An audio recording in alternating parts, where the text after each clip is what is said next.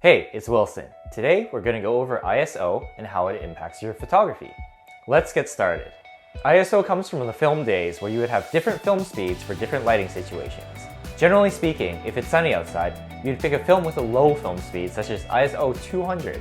If you're shooting photos where it's dark or perhaps you're indoors, you might want to opt for a higher film speed such as ISO 1600. The downside of shooting with a high ISO is that as the film speed goes up, your image quality will go down as the film gets grainier and you'll lose clarity and sharpness. Most of these principles still apply to modern digital photography today, except you'll be able to select your film speed within the camera and there's a greater range of ISOs that you can use. Also, instead of film grain, you'll get digital noise. As an aside, the difference between film grain and noise is that film grain actually looks like grains or speckles of sand in your photos and can be used for a desirable effect. Digital camera noise looks like TV static and is generally undesirable. Most modern cameras start at ISO 200 or lower.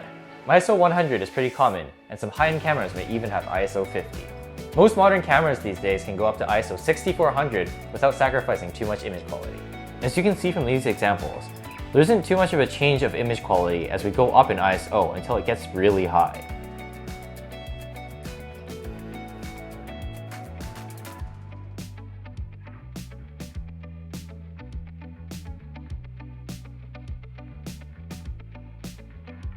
Generally speaking, because there's such a high range of ISO to use these days, going from 200 to 6400 ISO, if you want to lock in your f-stop and shutter speed, you would raise or lower your ISO to adjust your exposure. Let's go over an example of how ISO works in practice. So say you're taking a photo of a plant. You've got your f-stop at 1.8 because you want that blurry background, and you've got your shutter speed at 1/160th. Your ISO is currently at 400, but it's too dark. Instead of lowering your shutter speed, which will increase the chances of handshake, you raise the ISO to 6400, and now your image is properly exposed.